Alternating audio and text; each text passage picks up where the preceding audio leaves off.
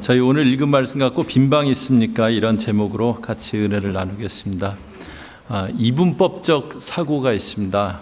이것은 뭐든지 양분해서 생각하는 겁니다. 옳다 그르다, 맞다 틀리다 이렇게 구분하고요. 또 내 편이다 아니다 이렇게 구분합니다. 이렇게 뭐든지 양분해서 보는 그런 시각이 있어요. 이렇게 나누어서 보는 시각은요, 어떤 것을 이렇게 단정을 하고 바라봅니다. 예수님이 제자들하고 길을 가시다가 소경된 사람들을 만났을 때 제자들이 예수님께 묻는데, 이 사람이 소경된 것이 자기의 죄로 인함입니까? 부모의 죄로 인함입니까? 소경된 것은 죄 때문에 소경되었다라고 단정짓고 그렇게 묻습니다. 지금은 이런 시각, 내가 바라보는 시각으로 바라보면서 나누는 이런 시각이 아주 심각한 그런 시대입니다. 진보, 보수, 기성세대, 신세대, 서로 넘어갈 수 없는 벽 같은 것이 느껴지는 양극화가 있습니다.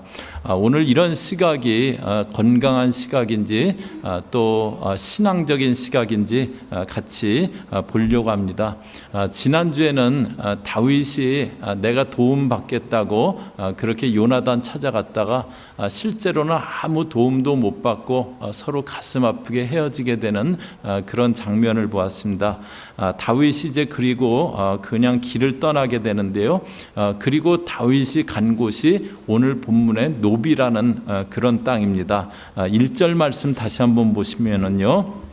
1절 보시면은 다윗이 노베 가서 제사장 아히멜렉에게 이르니 아히멜렉이 떨며 다윗을 영접하여 그에게 이르되 어찌하여 내가 홀로 있고 함께하는 자가 아무도 없느냐. 그곳에 가서 이제 제사장을 만났는데 제사장이 떨면서 다윗에게 어찌하여 혼자 왔느냐고 그렇게 합니다.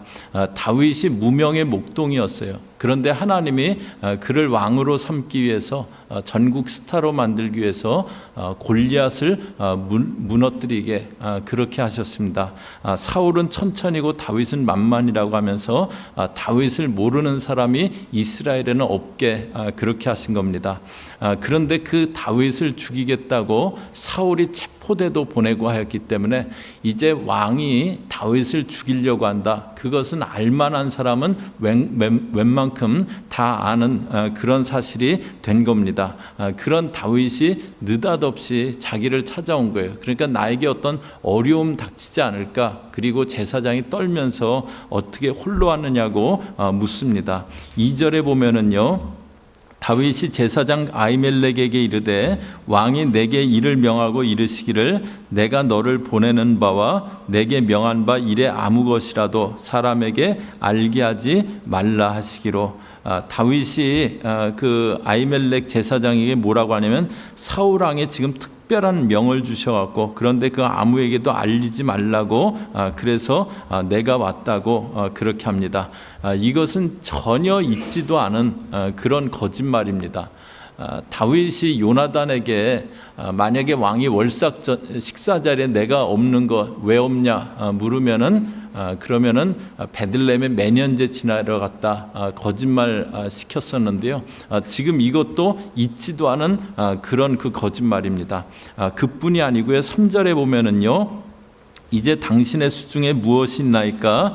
떡 5덩이나 무엇이든지 있는 대로 내 손에 주소서. 그 떡이 있으면은 좀 달라고 합니다. 그랬더니 4절에 제사장이 다윗에게 대답하여 가로되 항용떡은 내 수중에 없으나 거룩한 떡은 있나니 그 소년들이 분열을 가까이만 아니하였으면 주리라. 제사장이 다윗에게 나는 그냥 일반 떡은 없는데 거룩한 떡이 있다고 그렇게 합니다. 성막 그 성수 안에는 3가지 기구가 있는데요. 등대와 분향단과 떡상이 있어요. 그 떡상에는 이스라엘 12지파를 상징하는 12개의 진설병이 있습니다. 이것은 안식일 날 새떡을 그 진설병을 갖다 놓으면서 제사장들만 먹게 돼 있는 그런 떡입니다. 지금 그 떡만 있다고 그렇게 합니다. 아히멜렉 제사장이요. 그런데 먹을 것은 그 거룩한 떡밖에 없는데 소년들이 분열을 가까이 아니하였으면 주겠다라고 그렇게 해요. 그랬더니 5절에 다윗이 제사장에게 대답하여 가로되 우리가 참으로 3일 동안 분열을 가까이 하지 아니하였나이다. 우리가 괜찮다라고 그렇게 얘기해서 그 떡을 받습니다. 제사장이 지금 상황 때문에 줘서는 안 되는 거 줄 수도 있다 얘기한 것도 잘못이고요. 다윗도 아무리 먹을 게 없어도 그 제사장만 먹게 돼 있는 떡을 먹겠다고 한 것 잘못입니다. 또 8절에 보시면은요, 다윗이 아히멜렉에게 이르되 여기 당신의 수중에 창이나 칼이 없나이까? 왕의 일이 급함으로 내가 내 칼과 병기를 가지지 못하였나이다. 혹시 여기 창이나 칼이 없냐고, 내가 급히 와서 병기를 가져오지 못했다고 그래요. 그랬더니 9절에 제사장이 가로되 내가 엘라 골짜기에서 죽인 블레셋 사람 골리앗의 칼이 보자기에 쌓여 에봇 뒤에 있으니 내가 그것을 가지거든 가지라. 여기는 그밖에 다른 것이 없느니라. 다윗이 가로되 그 같은 것이 또 없나니 내게 주소서. 네가 엘라 골짜기에서 죽인 골리앗의 칼이 여기 있다고, 가지려면 가지라고 합니다. 그런데 이게 다윗이 높당에 있는 성막에 간 실제 이유입니다. 다윗이 골리앗을 죽일 때 자기에게는 칼이 없기 때문에요, 골리앗의 칼을 빼서 골리앗의 목을 뺐어요. 그 후에 다윗이 그 칼 어디에 가 있는지 전혀 신경을 안 썼을까요? 높당의 성막에 보관되어 있는 거 모르고 와서 여기 무슨 칼이나 창이 있으면 좀 달라고 했는데 우연히 골리앗의 칼이 거기 있었던 걸까요? 다윗이 골리앗을 죽인 사건은 다윗에게도 보통 사건이 아닙니다. 그러니까 그 후에 그 칼이 어디가 있다 다윗이 다 알고 있었을 거예요. 내가 이제 도망 다니려면 칼이 필요하겠고, 그런데 이때 이스라엘에는 칼이 아주 귀하니까는 노베에 있는 그 골리앗의 칼을 가서 달라고 해야겠다. 그리고 노베에 있는 성막에 온 겁니다. 그런데 생각해 보세요. 그 골리앗하고 싸울 때는요, 사울 왕이 갑옷 입고 내 칼을 가지고 나가라. 그럴 때 나는 그거 없이 그냥 가겠다. 그리고 골리앗에게 너는 칼과 단창으로 내게 나오지만 나는 네가 모욕하는 만군의 여호와의 이름으로 너에게 나간다고 믿음으로 나갔던 그런 그 다윗이었는데요. 그 믿음은 다 사라졌어요. 그리고 이제 칼 있어야겠다. 그래갖고 칼을 구하러 다니고 있는 겁니다. 거짓말도 했고요. 먹어서는 안 되는 떡도 먹었고요. 믿음은 다 까먹었고요. 이게 지금 다윗의 현주소예요. 20장부터 다윗의 계속 흔들리고 있는 그 모습들을 20장, 21장 보여주는데요. 이 다윗 보면서 해서는 안 되는 일만 하고 있다. 또 지금 행동은 정말 잘못되었다. 그렇게 생각할 수 있어요. 그런데 예수님이 이 사건을 언급하신 경우가 있습니다. 예수님이 제자들하고 안식일에 밀밭을 갖고 있다가요, 제자들이 미리삭을 잘라 먹었어요. 안식일에 뭘 잘라 먹고 그거는 안식일을 어기는 행동입니다. 바리새인들이 그 밀밭으로 예수님을 미행하고 있었어요. 예수님과 제자들을 미행하고 있다가 그러다가 그 장면을 딱 포착하고는 예수님께 나타나서 당신의 제자들이 하지 못할 일을 했다고 예수님을 공격을 해요. 그때 예수님이 이 다윗 사건을 언급을 하세요. 마태복음 12장 3절에 보시면요, 예수께서 가라사대 다윗이 자기와 그 함께한 자들이 시장할 때 한 일을 읽지 못하였느냐? 그가 하나님의 전에 들어가서 제사장 외에는 자기나 그 함께한 자들이 먹지 못하는 진설병을 먹지 아니하였느냐? 다윗이 시장할 때 먹어서는 안 되는 진설병 먹었다. 이 사건을 언급합니다. 그런데 12장 7절에 보면은 뭐라고 얘기하냐면요, 저희 앞에 보시면서 다 같이 읽겠습니다. 시작. 나는 자비를 원하고 제사를 원치 아니하노라 하신 뜻을 너희가 알았다면 무죄한 자를 죄로 정치 아니하였으리라. 하나님이 원하시는 것은 제사라는 형식보다는 자비의 마음을 원하신다는 거예요. 그것을 알았다면은 무턱대고 정죄하지 않았을 거라고 예수님은 말씀하세요. 예수님이 다윗이 옳은 행동을 했다, 그것을 말씀하시는 건 아니에요. 다윗이 먹지 말아야 될 떡을 먹었다고 분명히 말씀하세요. 그러나 옳지 못한 행동을 했다고 정죄하지는 않으셨어요. 정죄하지는 않으셨습니다. 그런데 저희가 잘못하면 어떤 사건에 대해서, 어떤 사람에 대해서 맞다 틀리다, 옳다 그르다 정죄하기 쉽습니다. 오늘 본문을 다윗이 거룩한 떡 먹은 것, 또 믿음 없이 칼에 의지하려고 한 것, 잘못됐다, 그렇게만 볼 수 있어요. 제자들이 안식일에 이삭 잘라 먹은 것 잘못이다, 이렇게 정죄한 바리새인들처럼 그럴 수 있습니다. 저희가 그렇게 정죄하는 마음을 갖게 되는 그런 이유가 뭔가? 첫 번째로는요, 은혜를 잊을 때 그렇게 됩니다. 저희 한번 따라 하실래요? 은혜를 잊을 때. 탕자의 비유에서 아버지 살아계신데 내 유산 달라, 그래서 탕자가 허랑방탕하다 그 재산을 다 날립니다. 그리고 돌아오는 그 아들에게 너 한 푼도 안 남긴 거냐, 너 그거를 창기하고 같이 놀면서 다 썼다며, 이제 받아는 주지만 너 다시는 그러면 안 된다, 정신 차려라. 아버지가 그런 얘기 한마디 안 하셨어요. 그냥 아들이 오자 껴안고 맞아주셨습니다. 하나님이 아무 공로 없는 저와 여러분을 자기 아들을 십자가에 내어주시면서 조건 없이 맞아주셨어요. 이것이 은혜입니다. 그런데 은혜를 잊으면 나는 은혜 받은 자고 나는 아무 공로 없는데 하나님의 은혜로 이 자리에 서 있다, 그걸 잊으면은 어느새 내가 판단하고 내가 정죄하기 쉬워요. 탕자의 형이 그랬습니다. 형이 밭에 있다 돌아오는데 집에서 잔치 소리가 들려요. 이게 무슨 소리냐고 하자 동생이 돌아왔다고 합니다. 그때 화를 내면서 집에를 들어가지 않아요.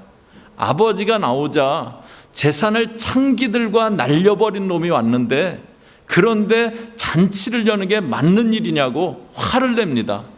저희가 은혜를 잊으면 저 사람은 뭐가 잘못되었고 탕자의 형처럼 될 수 있어요. 또 저희가 본질을 잊을 때 정죄하게 됩니다. 예수님이 선한 사마리아인의 비유를 말씀하시는데요, 어떤 사람이 여리고로 가다가 강도를 만났어요. 피를 흘리고 있습니다. 그 곁을 제사장도 지나가고 레위인도 지나갑니다. 피 흘리고 쓰러져 있는 사람, 잘못 손대면 부정해질 수도 있으니까 그냥 지나가는 거예요. 나 지금 가서 제사 드려야 되는데 차질 생길까 봐 그냥 지나갑니다. 죽어가는 사람이 있는데 본질을 놓쳐도 한참 놓친 거예요. 저희들 지금도 그런 경우 있잖아요. 그 작년인가 재작년인가 뉴욕의 그 지하철에 한인이 떨어졌는데, 흑인이 밀쳐서 떨어졌는데 어떻게 구할까, 기차 오기 전에 구할까, 그거는 그 생각 안 하고 동영상을 촬영하고 있던 그런 사람이 있었잖아요. 저희 본질을 놓쳐도 한참 놓친 겁니다. 바리새인들은 예수님이 안식일에 병자 고치는 것 때문에요, 예수님을 공격해요. 그들에게 예수님이 양의 구덩이에 빠지면 안식일이라도 건져내지 않느냐, 그런데 사람이 양보다 얼마나 귀하냐, 그렇게 말씀하세요. 다윗이 진설병 먹은 거 잘못이지만요, 얼마나 젊은 청년이 먹을 게 없으면 그거 달라고 그랬겠습니까? 예수님이 그거에 대해서 정죄하지 않으세요. 본질을 놓치면요, 저희가 신앙생활하다 본질 놓치면 율법적이 됩니다. 율법적이 되고 냉정해져요. 그래서 주님 섬긴다고 하지만 사람들을 상처 주고 넘어지게 그렇게 할 수 있습니다. 저희 교회가 창립하고 다음에 되던 때, 성탄 때 어느 극단이 와서 저희 교회에서 빈 방이 있습니까? 라는 그런 공연을 했던 적이 있어요. 여러분도 이제 많이 아실 텐데요, 어느 교회에서 크리스마스 때 일어난 일을 연극으로 꾸민 겁니다. 마리아와 요셉이 베들레헴에 갔는데 그때 빈 방이 없는 그 상황을 극으로 꾸민 거예요. 그 교회에 말도 어눌하고 약간 장애가 있는 덕구가 그 마리아와 요셉이 오면은 그들을 아주 박대하면서 쫓아내는 그 여관주인 역을 맡았어요. 그런데 대사는 딱 두 마디입니다. 빈방 없습니다. 요셉이 어떻게 좀 안 될까요? 그러면은 몇 번이야 얘기해야 알겠소. 빈방 없습니다. 그리고 쫓아내는 그 두 마디예요. 그런데 빈방이 없습니다. 그 대사가 안 되는 거예요. 참 그때 왔던 그 자매가 정말 리얼하게 그렇게 연기를 하더라고요. 빈방 없습니다. 그게 대사가 안 되는 거예요. 그래서 빈 바이 없습니다. 그러니까 다른 연극하는 지체들이 막 불평을 해요. 어떻게 저런 애를 역을 줬냐고. 그런데 정작 공연 날 빈방이 없습니다. 그러다가 그 말 듣고 돌아서는 요셉하고 마리아에게 내 방에서 같이 자면 된다고, 가시지 말라고. 그러다 연극이 완전히 엉망이 돼버려요.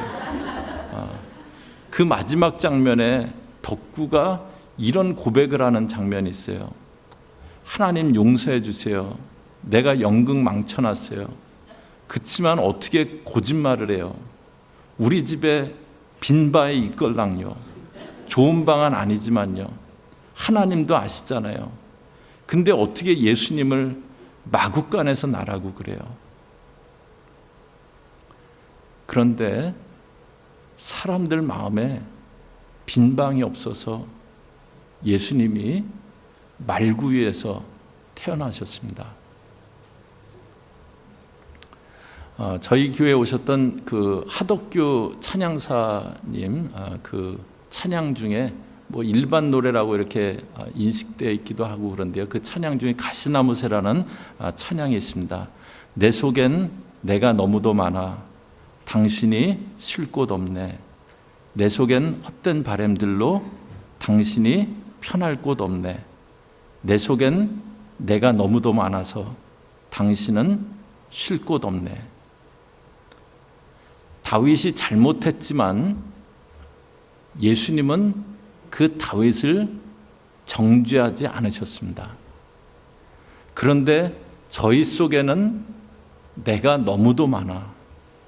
은혜와 본질은 다 잊어버리고 이것은 맞다. 이것은 틀리다. 이것은 옳고 저 사람은 그르고 그렇게 정죄만 할 수 있어요. 올해 마지막 달인데요. 저희가 오래 살아오면서 내 속에 내가 너무도 많아. 내일 외에 나 외에 다른 어떤 것에도 마음 쓸 여유가 없는 그런 삶을 살았을 수도 있습니다.